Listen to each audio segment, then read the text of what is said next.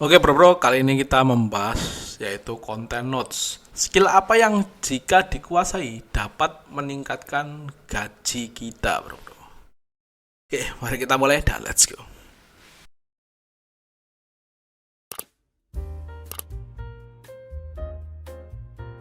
Oke bro, di sini kita akan membahas yaitu skill apa yang jika dikuasai dapat meningkatkan gaji kita bro.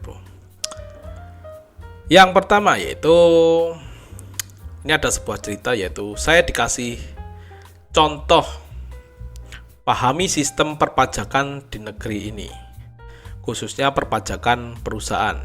Jadi tax advisor untuk perusahaan besar itu dibayar dengan cukup baik karena ada penyelamatan uang perusahaan senilai ratusan juta bahkan miliaran. Selama Anda bisa menguntungkan perusahaan senilai miliaran rupiah, maka gaji puluhan bahkan ratusan juta pun bisa Anda capai. Anda dibayar berdasarkan seberapa menguntungkan Anda bagi perusahaan dan seberapa tergantikan Anda. Makanya posisi yang sama gajinya yang bisa bervariasi. Misalkan Anda sales yang dibayar UMR karena jualannya buku, tapi Anda juga sales yang dibayar puluhan juta karena jualannya yaitu rumah yang bernilai miliaran. Pahami paragraf di atas. Dilakukan inovasi sendiri dan Anda bisa meraih gaji yang besar bro. Ya, benar sekali bro. Kalau kalian misalkan sama-sama sales, tadi umpamanya yaitu ketika kalian sales cuma buku, ya digajinya UMR, atau karena penjualan per bukunya mungkin kecil. 1000 buku pun mungkin cuma marginnya berapa bro. Tapi ketika kalian itu jualan rumahnya yang berkelas, rumahnya yang miliaran, otomatis ya lebih gede bro. Secara apa ya, mungkin bonusnya kayak gitu. Itu yang bisa dikatakan dari pelajaran kali ini bro. Jadi skill apa yang jika dikuasai dapat meningkatkan gaji. Tapi di sini saya pengen membahas tentang secara general bro. Harusnya itu skill apa sih yang kita milikin untuk semua bisa mendapatkan ya. Yang pertama menurut saya itu apapun profesi Anda ya, nggak spesifik, kalian harus bisa menguasai teknologi karena sekarang itu eranya bener-bener teknologi. Gimana kalian bisa melihat IT bener-bener perkembangannya gila-gilaan beberapa tahun terakhir ini bro. Bahkan informasi sekarang yang bisa kita dapat itu, misalkan kita sekarang di Indonesia, kita bisa per detik ini, dalam hitungan detik kita bisa mengakses informasi yang berada jauh, misalkan di benua Amerika gitu bro. Secepat itu teknologi bergerak. Makanya kalian harus melek teknologi ketika kalian itu bisa mendapatkan skill yang lain dibandingkan orang di sekitar kalian bro. Artinya ya jangan sampai gaptek kalian. Tuh yang pertama ya, yaitu keterampilan dalam mengolah teknologi. Kemudian analisa data dan keahlian statistik. Itu tadi yang diungkapkan juga oleh artikel di atas. Pentingnya analisa data dan keahlian dalam statistik ini dalam merumuskan sebuah keputusan bro.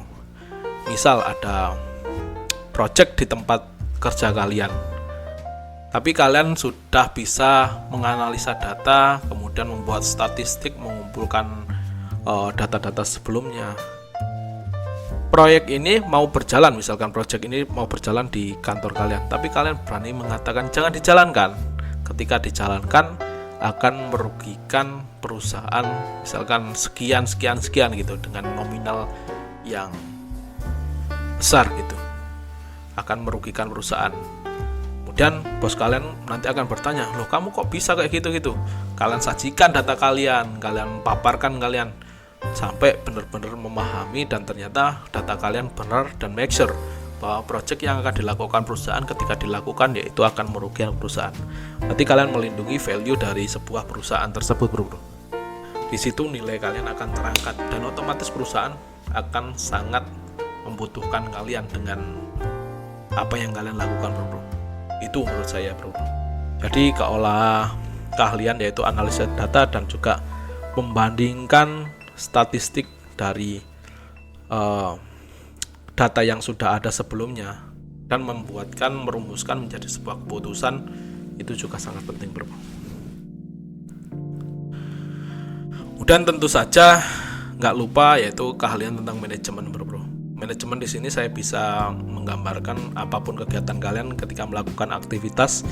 Misalkan perusahaan kalian bergerak di operasional, ya kalian harus bisa manajemen waktu. Ketika dikasih deadline perusahaan, ya harus bisa menyesuaikan dengan tenggat waktu. Ketika waktu project kalian itu yang diberikan dari perusahaan 3 bulan, ya kalian harus membuat timeline yang harus 3 bulan. Kalau bisa malah kurang dari 3 bulan, bro. Kalian harus patok target, misalkan lebih cepat 10% dari target waktu perusahaan. Itu manajemen waktu. Kemudian manajemen dari sisi biayanya juga kalian harus bisa menargetkan, jangan sampai over budget, seperti itu. Kemudian dalam segi kualitas, ya pengerjaannya selesai tepat waktu, biayanya nggak banyak, dengan kualitas yang sesuai diharapkan dengan misalkan pemberi kerja atau konsumen kita, bro. Itu akan sangat puas sekali perusahaan dengan kinerja kita, yaitu bisa kita memanage dari segi hal itu waktu, mutu, dan biaya, bro. Kemudian keterampilan yaitu soft skill, ya itu penting juga, bro. Kayak kalian harus bisa komunikasi, kemudian kalian bisa belajar masalah kepemimpinan dan sebagainya, kalian bisa bekerja sama dengan tim kalian bisa problem solver yang baik, kalian bisa presentasi dengan lugas, nggak bertele-tele. Itu soft skill yang bisa kalian lakukan. Dan kalau soft skill, ya kuncinya harus sering latihan, nggak bisa, kalian harus ditempa dengan pengalaman. Itu, bro. Ya mungkin teori, tapi nanti prakteknya pasti agak meleset dengan apa yang terjadi di lapangan.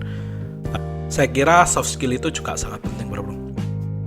Kemudian selanjutnya yang menunjang juga buat skill kalian yaitu bahasa asing. Karena bahasa berbicara adalah alat komunikasi kita yang membuat kita bisa satu frekuensi dengan orang, yaitu bahasanya, bro. Bahasa asing nggak selalu bahasa Inggris, Mandarin, dan sebagainya. Ketika kalian itu Jawa, lebih baik kalian bisa berusaha, meskipun kalian orang yang hanya bisa menguasai bahasa Indonesia, harus belajar bahasa Jawa, bro. Karena lebih dekat dengan konsumen kalian ataupun lebih satu frekuensi. Ketika kalian Sunda, ya belajar bahasa Sunda. Tapi lebih bagusnya lagi kalian bisa bahasa internasional, yaitu bahasa Inggris terutama, bro. Ataupun kalau ekspansi keluar negeri, ya bisa Mandarin. Intinya yang biasa perusahaan-perusahaan itu bekerja sama dengan apa, negara mana itu ataupun daerah mana, itu yang kalian harus belajar, bro. Kemudian tentunya semua skill kalian itu nggak ada manfaatnya ketika kalian itu nggak diakuin secara secara baku, itu istilahnya secara legitimate, bro. Ya di mana kalian harus membutuhkan yang namanya sertifikasi keahlian. Itu penting juga, bro. Kalian ahlinya di bidang apa, ya harus punya keahlian atau sertifikat dalam hal apa, bro. Itu yang akan menunjang kalian dalam segi orang itu bakalan percaya kalau kalian sudah mempunyai sertifikat. Sertifikat pun harus ditunjang lagi dengan skill yang tadi kalian pelajari, bro. Ininya semua saling berkesinambungan untuk mendapatkan kalian itu, bahwa perusahaan itu sangat sayang dengan kalian. Ketika melepas kalian, perusahaan akan merasa rugi. Ya itulah, bro, bahwa kalian sudah mendapatkan mendapatkan peran di perusahaan tersebut. Ketika kalian nggak ada perannya di perusahaan tersebut, maka perusahaan tersebut ya juga fine-fine aja. Kalian misalkan keluar juga silahkan, nggak juga silahkan. Kalian digaji segitu ya nggak apa-apa, kerjanya juga ala kadarnya. Tapi ketika kalian menunjukkan kalian adalah pemeran ataupun bahkan kunci dalam perusahaan tersebut, ya itu pasti kalian akan ditawar dengan gaji yang cukup fantastik, bro. Ketika perusahaan itu nggak menghargai kalian, pasti ada perusahaan lain yang akan menghargai kinerja kalian, bro. Oke, itu saja yang bisa saya sampaikan di notes kali ini bro. Semoga bermanfaat dan siap.